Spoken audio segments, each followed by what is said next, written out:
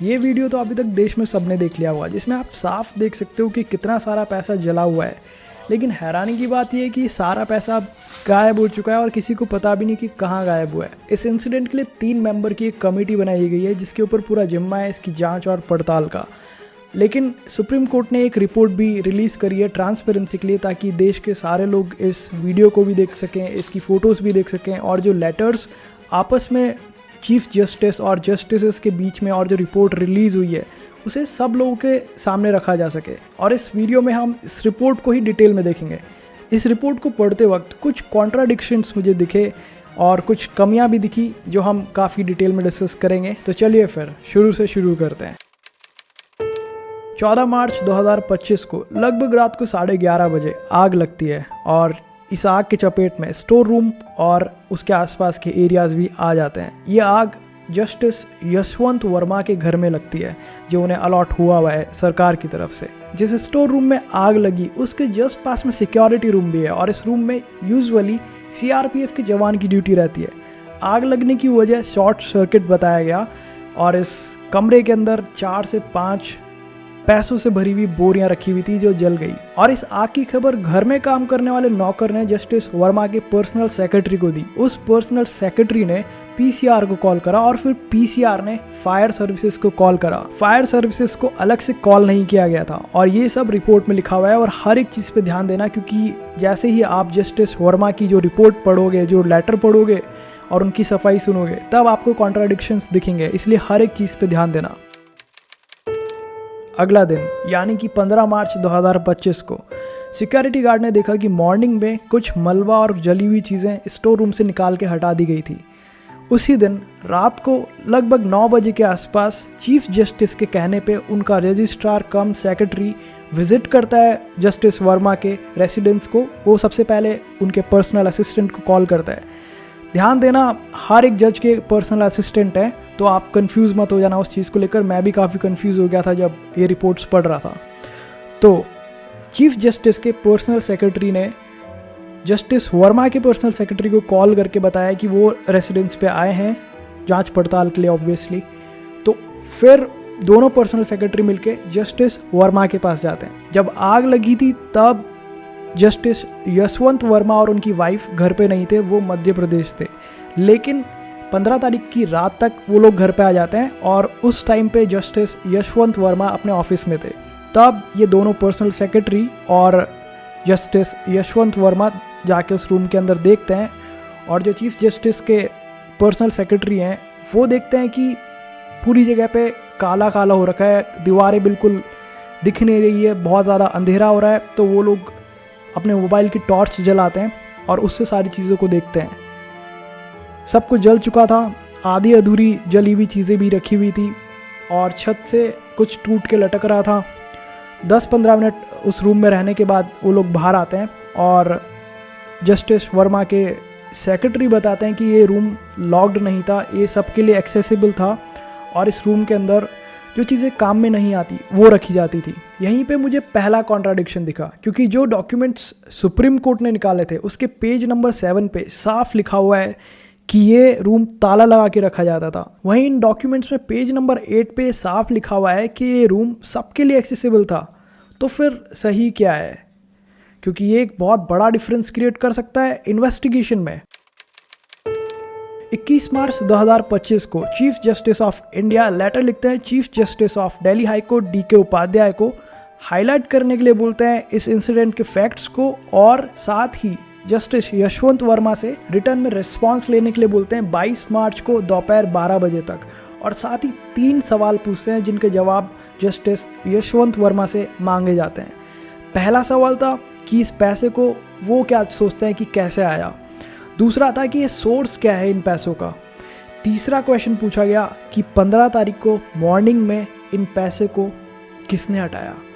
अगर आप पहले की स्टेटमेंट देखोगे तो उसमें लिखा हुआ है कि कुछ सिक्योरिटी गार्ड ने देखा कि कुछ आर्टिकल्स और जली हुई चीज़ों को हटाया। वहाँ पे पैसे का जिक्र नहीं था, लेकिन इस क्वेश्चन में पैसे का जिक्र था, यानी कि हटाए पैसे गए थे। और पिछले 6 महीने में जितने भी स्टाफ के लोग, सिक्योरिटी ऑफिसर, सिक्योरिटी गार्ड इस जगह पे काम करते हैं, उन सब की डिटेल्स मांगी गई, और एक लेटर भेजा गया मोबाइल सर्विस प्रोवाइडर को सारे कॉल रिकॉर्ड्स लेने के, वो भी पिछले 6 महीने के। और जस्टिस वर्मा को उनके फ़ोन के साथ किसी भी तरह की छेड़छाड़ करने से मना किया गया। कुछ भी वो डिलीट नहीं कर सकते, किसी से बात करिए तो उस कन्वर्सेशन को चेंज नहीं कर सकते और कुछ और मॉडिफिकेशन भी नहीं कर सकते।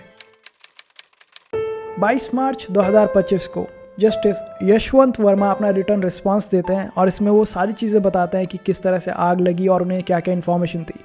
वो ये भी बताते हैं कि स्टोर रूम में 2 गेट हैं, एक मेन गेट और एक बैक डोर जो सर्वेंट क्वार्टर्स की तरफ जाता है। और फायर सर्विसेज को उनकी डॉटर ने और पर्सनल सेक्रेटरी दोनों ने अलर्ट करा था, लेकिन रिपोर्ट आप पढ़ोगे तो उसमें कहा गया है कि सिर्फ पीसीआर को कॉल आया था। तो एक कॉन्ट्राडिक्शन यहाँ पे भी है।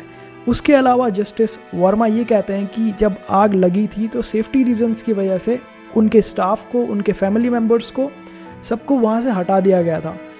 और जब बाद में वो फैमिली मेम्बर्स और स्टाफ आए थे तो उनकी आंखों के सामने और रूम में कोई कैश था ही नहीं।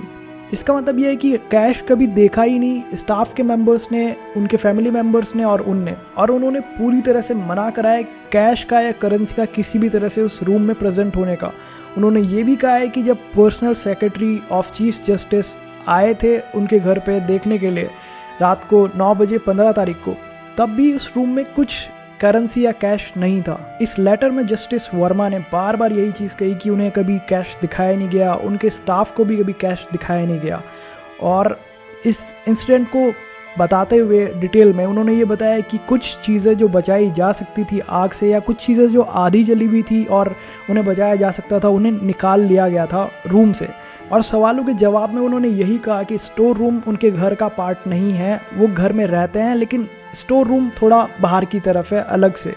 और स्टोर रूम के अंदर क्योंकि उन्होंने कभी कैश देखा ही नहीं तो वो कैसे बता सकते हैं कि ये पैसा कहाँ से आया है, इसका सोर्स क्या है। और रही बात इस स्टोर रूम से कुछ निकालने की 15 तारीख को सुबह, तो उन्होंने कभी कैश देखा ही नहीं तो वो कैश निकाल कैसे सकते हैं। जस्टिस वर्मा ने ये अश्योरेंस दी कि उनके स्टाफ ने किसी भी चीज़, करेंसी या कैश को रिमूव नहीं किया। ऐसा उन्होंने जो डॉक्यूमेंट्स रिलीज़ कर रहे हैं सुप्रीम कोर्ट ने, उसके पेज नंबर 21 पे लिखा हुआ है।